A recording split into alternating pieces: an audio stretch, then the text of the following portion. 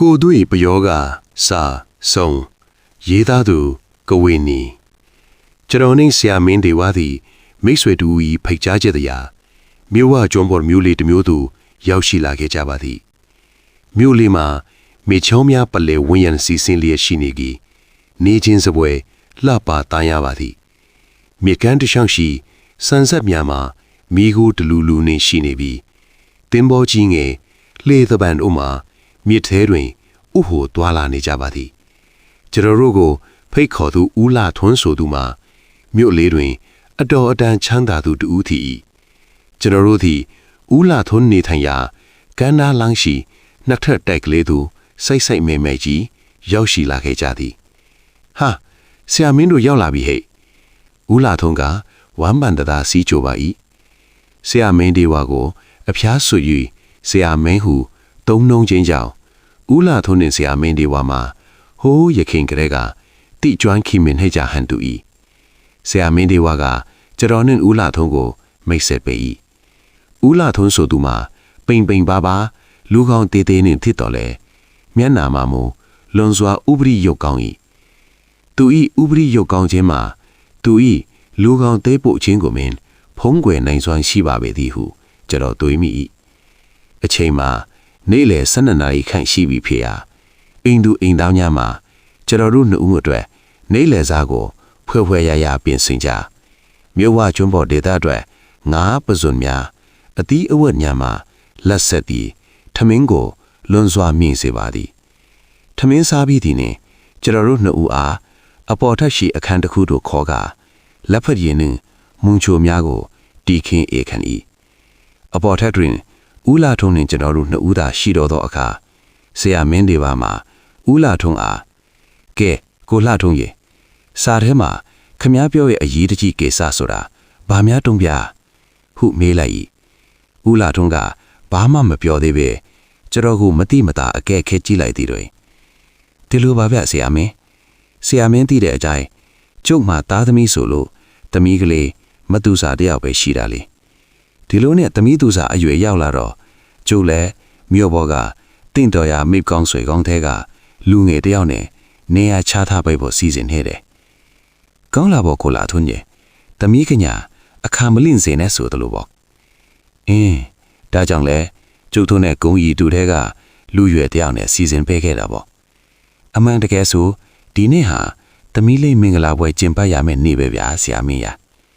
ဗျာကျွန်တော်တို့မှာဦးလာထွန်းစကားကြောင့်အံ့ဩသွားကြရ၏ဆရာမင်းတွေဝါကလက်ဖက်ရည်ခွာကိုချထားလိုက်ပြီး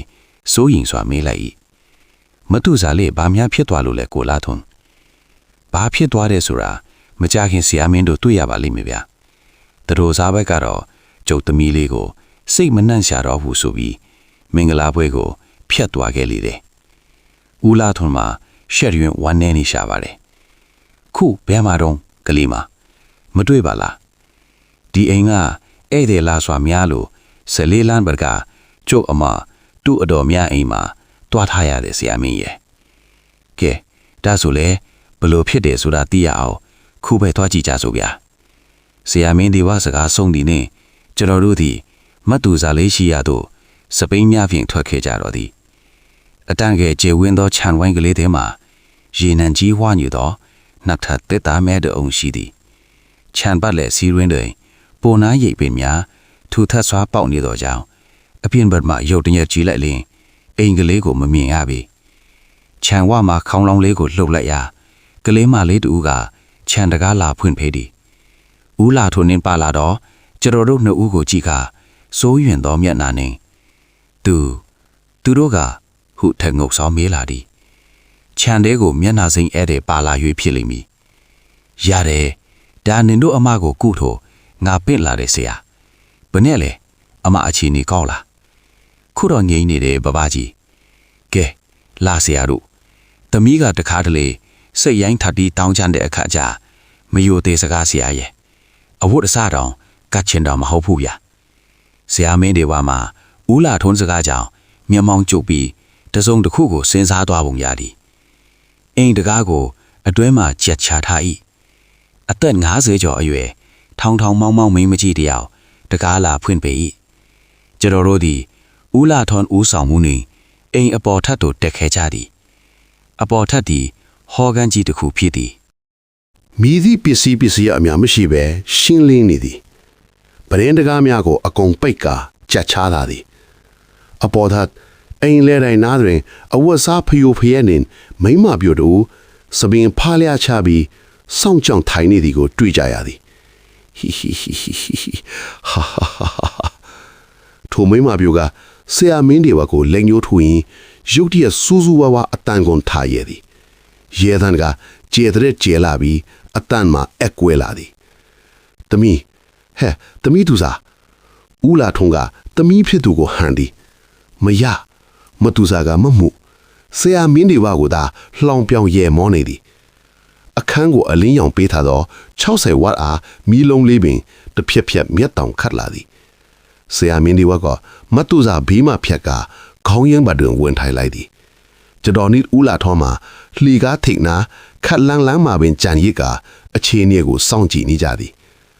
ဆရာမင်းတွေဝါကကျမ်းပင်ကိုလက်ဝါးနှင့်အသာပုတ်လိုက်သည်တိတ်ဆန်းမတူစာကိုစစ်စစ်ကြည့်ပြီးအမိန့်ပေးလိုက်သည်ရေတန်းမှာတိကနဲ့ရက်တန့်သွားသည်မတူစာမှာစောင့်ကြောင်ထိုင်လျက်ကပင်ဆရာမင်းတွေဝါနှင့်မျက်နှာချင်းဆိုင်ဖိအောင်အနေအထားပြောင်းလိုက်သည်မျက်လုံးပြူးကြည့်မှဖြင့်ဆရာမင်းတွေဝါကိုစိုက်ကြည့်နေသည်ခန္ဓာကိုယ်ကိုရိမ့်ထိုးလှရှားနေသည်နာမည်ပြောစမ်းဆရာမင်းတွေဝါကအာနာဒန်ပရင်မေဒီကိုမတူစာကမဖြေခေါင်းကိုခါရမ်းပြသည်ဘေးရက်ကလည်းခါရမ်းမြဲပင်ဘာကြောင့်ခုလိုလုတ်ထားတာလဲမဖြေဘာလို့ကျဲလို့လဲမဖြေကောင်းပြီဒီမှာကြည်စမ်းဆရာမင်းတွေဝါကညာလဝါဘော်တွင်ဘဲလညိုးဖြင့်တစုံတရာကိုရေးဆွဲစီရင်လိုက်သည်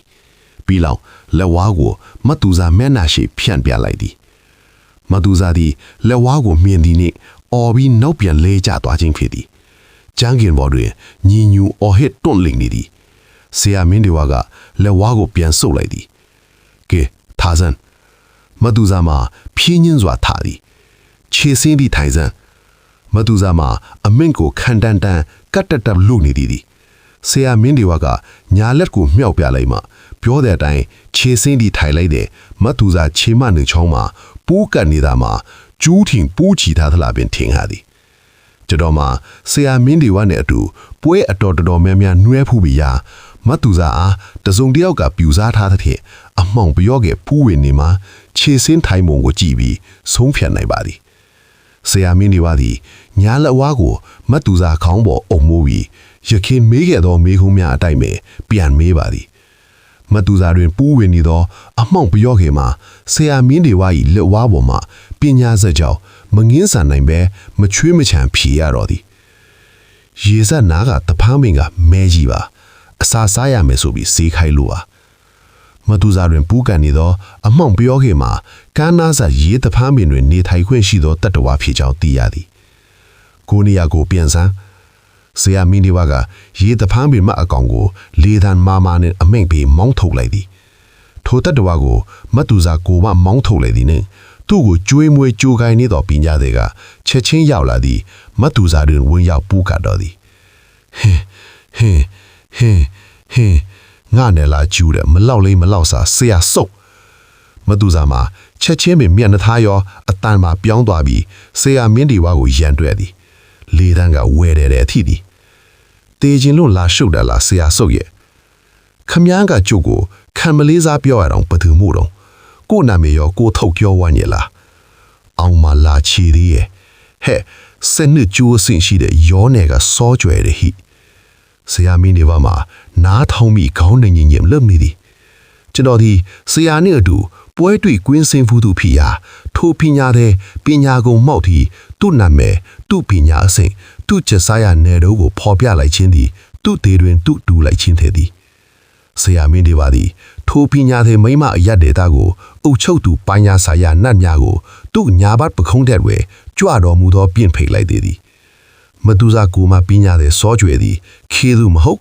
ဆရာနတ်ကြီးများကိုမပြင့်ဖိတ်ခင်လေးကလေးမှာလက်ကိုဝှေ့ရမ်းကဆက်ကျိုးများထုတ်လွတ်တိုက်ခိုက်လိုက်သည်အမဲတော်ကျူးမြင်ကလေးများမှာတက်ရှိမွေတက်တော်သဖွယ်လှုံရမ်းသည်ဆရာမင်းဒီဝါဒီမျက်စိနာနှခေါင်းဒွါရပေါက်များတို့ဥတီလျက်ပြေးဝင်လာကြသည် ကျွန်တော်ဒီထိုဆက်များကိုမြင်ဆိုင်စွမ်းရှိခြင်းသည်ဆရာမစက်ခုတိုက်သည့်ဖွင့်ပေးထားခြင်းဖြစ်သောကြောင့်ဖြစ်သည် ယခုလိုပညာသည်များနှင့်တိုက်ခိုက်သောအကြောင်းအရာများကိုတစ်ချိန်တွင်ပြန်လဲရေးသားဖော်ပြလိုကြောင်းဆရာထံခွင့်တောင်းမှုတာဆရာကလည်းခွင့်ပြု၏ထိုရေးသားရာတွင်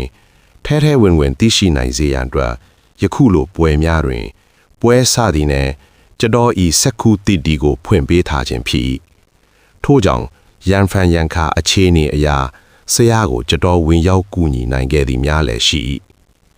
ဆရာသည်ထိုမိမဆက်များဤမြမြန်လိမ့်မည်ဟုထင်ထားပုံမရဆရာနတ်များကိုအာယုံပြုပင့်ဖိတ်နေခြင်းလည်းထက်သောကြောင့်အငိုက်မိလိုပင်ထင်နေ၏နောက်သို့ရိုင်သည်ဆိုယုံလေးရိုင်သွားပြီးညာလက်ကိုဖြန့်ထုတ်လိုက်သည်တွင်အဖြူရောင်အလင်းတန်းတစ်ခုထွက်လာပြီး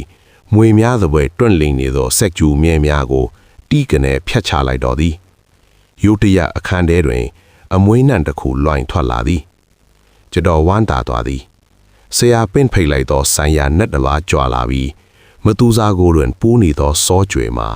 ဆရာတမာဒီကိုပြပြားစီရန်မတူစားဤအင်ဂျီနှင့်ထမိန်ကိုချွတ်ချရန်ကြိုးစားသည်ပဇတ်မှအယုတ်တအနတ္တများကိုပြောဆိုသည်နင်းကိုလွတ်မအောင်ကျိုးနဲ့တုံမှဖြစ်မင်းဆရာမင်းဒီဝါပဇတ်မှထိုးထိုးပြောလိုက်သည်နဲ့စောကြွယ်မှာတုံကနေရပ်ထွာသည်လက်နက်ဖက်မှာခါနောင်နာကြက်ချေခပ်ပြစ်လျက်မမြင်ရသောတစုံတစ်ယောက်ကချက်ချင်းတုံနောင်လိုက်ပုံရ၏ဒူးထောက်ခိုင်းမှဖြစ်မယ်လွန်စွာအာတန်သူတူကချုပ်ကုံကင်ပြီးဒူးထောက်စေခိုင်းလိုက်သလိုပင်ယုံရင်ကန်ရင်မှဒူးထောက်လျက်သာဖက်သွားသည်နင်းပညာကိုငါသိမယ်ပညာအပ်ပါဆရာကဘဲလာဝါဖြန်ကပညာအပ်ခိုင်းသည်စောကြွယ်ကခေါင်းမာသည်မပေးနိုင်ဘူးငါပညာကောင်းပြီပါဇက်ကိုပိတ်ထားသည်တန်းတစ်ချက်ခတ်ပါမတူစားနှခေါင်းနှလွာမှာတင်းတင်းစေပိတ်သွားသည်ဟူးမတူစားထန်မှာမချိတင်ကငီးညူတန်ထွက်လာပြီးကြော့ကော့ထွက်သွားတော့ခေါင်းငိုက်ဆိုင်ကြည့်ပြီးတဆက်ဆက်တုံနေသည့်မြင်ကွင်းကိုကြည့်ပြီးကြတော်ဘေးမှဦးလာထွန်းသည်တုံလို့ခြောက်ချားသွားသည်သမီးဦးလာထွန်းစိတ်ထိန်ပါဗျာခုဟာကဦးလေးသမီးမဟုတ်သေးပါဘူးပညာတဲ့စောကြွယ်ပါသူ့ကိုထမ်းတတ်နေတာပါဦးလာထွန်းမှာတက်မကြီးဟူးကနေချားကမျက်တောင်မခတ်ဖဲအခြေအနေကိုစက်ကြည့်နေသည်ဆရာကမေးသည်ကဲနင်းပညာကိုအသားတကြီးအပ်မလားငါနှုတ်ယူရမလားငါနှုတ်ယူရင်နင်းတက်ဆိုးမရှိဖြစ်သွားလိမ့်မယ်အပ်မလားစောကြွယ်သည်ဆရာကိုမီးဝင်းဝင်းတောက်နေသောမျက်လုံးများဖြင့်အာခန်းကပြန်ကြည့်နေသည်ကောင်းပြီလေနင်းအိုက်နဲ့နင်းကန်ပေါ့ဆရာသည်တစုံတစ်ခုကိုဆုံးဖြတ်လိုက်ပုံရသည်အိတ်ထဲမှာတထွားခန့်ရှိပြီးတန်လျက်ကလေးတလက်ထုတ်လိုက်သည်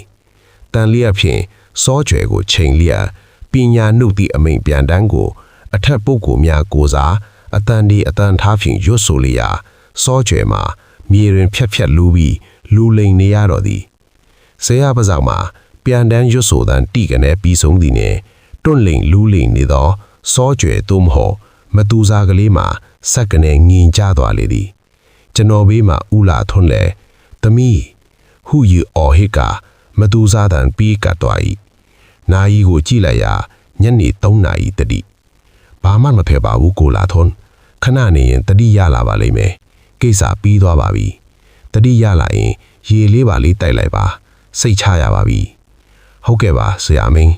ဟုတ်ကဲ့ပါဦးလာထွန်းမှာအောက်ထပ်မှာမိန်းမငယ်လေးနဲ့အတော်ကြီးကိုအပေါ်ထက်ခေါ်ကမတူစားကလေးဤကဘိုးကရိုအဝတ်စားများကိုပြင်ဆင်စေသည်ကျွန်တော်တို့3 ဦးသာအောက်ထပ်သို့ဆင်းလာပြီးဧည့်သည်ကွမ်းမှထိုင်လိုက်ကြသည်ခမားနဲ့စီးဝါပြိုင်ဘက်ကမကျေနပ်လို့ပညာတဲ့ကိုအဖိုးချပြီးလှုပ်တာပဲကိုလာထွန်းဘသူဆိုလာသိချင်သေးသလားဆရာကမေးလိုက်သည်မသိချင်ပါဘူးဆရာမင်းတဲ့စီးဝါကြီးမှာကျုပ်ကဖြောင်းဖြောင်းတန်တန်မှန်မှန်ကန်ကန်မောက်ပြီးချမ်းသာလာတာပါဒါကိုမလို့တဲ့လူတွေလည်းရှိမှာပေါ့လीကိုကန်ရှိလို့အလောက်ခံရတယ်ပဲမှတ်ပါတယ်ဦးလာထွန်းမှာတရားနဲ့ဖြေပြီးပြောသည်ဖေဖေထိုးစင်မှာပင်လှီကားပေါ်မှာမတူစားကလေးဆင်းလာပြီးသူ့အဖေကိုနှုတ်ဆက်သည်တမီးနေကောင်းလားဦးလာထွန်းမှာဝမ်းသာအားရပင်တမီးဖြစ်သူကိုမေးသည်ဟုတ်တယ်ဖေဖေတမီးအခုနေကောင်းသွားပါပြီဟိုရက်တွေကဘာတွေဖြစ်နေမှန်းကိုမသိတာ စိတ်တွေရှုပ်နေပြီးအိမ်မှာမဟုတ်ပဲဘယ်တွေမှန်းလည်းမသိဘူးရှော့သွားနေမိတယ်အေးခုတော့ဒီကဆရာကူးပေလို့သမီးလေးဝေဒနာပျောက်ကင်းပါပြီကွယ်ကဲဆရာကိုဥချပြီးကနော့လိုက်အောင်မတူးစားမှာချက်ချင်းပဲဆရာမင်းဒေဝကိုဥချကနော့ကကျေးဇူးတင်ရှာရီ နောက်နေ့မနေ့တင်ပေါ်နေမင်ပြန်ရန်စီစဉ်ထားပြီးဖြစ်ရာကျွန်တော်တို့မှာထိုနေ့ညနေပိုင်းသားလင်မြို့လေးကိုတပတ်ပတ်ကြည့်ကြရန်အချိန်ရှိ၏ကျွန်တော်နဲ့ဆရာသည်ဦးလာထုံးစီစဉ်ပြီးတော့စပင်းကိုစီဖြင့်မြို့ကိုလဲလဲကြ၏မြို့ဝဲကျွန်းပေါ်မြို့ကလေးဤညနေစီစားမှာလှပကြည်နုဖွယ်ရာထီသည်အကျော်တဲကလေးတစ်ခုတွေ့၍ဝင်စားကြည့်ကြတာလွန်စွာလက်ရကောင်းသောအကျော်ဆိုင်ဖက်တီကိုဝန်ခံကြရပြီမည်အကျော်တဲ့မင်းမကြည့်နဲ့အကျော်လာဝဲသူအချုပ်ပြောနေသောစကားသံကကျွန်တော်နားထဲဝင်လာ၏ယနေ့3 နာရီလောက်ဖွင့်မှာပေါ့ပြုံးစားကြီးသေးတာဟဲ့အကောင်းကြီးကနေအိပ်ရတဲ့ခဏလွဲလိုက်အောင်မယ်ဆိုပြီးဝင်အိပ်လိုက်တာတဲ့တော်တော်နဲ့မနိုးလို့နှိုးကြည့်တော့မှအသက်မရှိမှန်ထီရတာဟဲ့ဒါနဲ့ကြောကုန်းမှာမီလောင်ဖူးတွေဆိုလားပါလဲမီလောင်ဖူးတွေမဟုတ်ဘူးတော့ရဲ့အရိုက်ခံထားတဲ့အရှိုးရာကြီး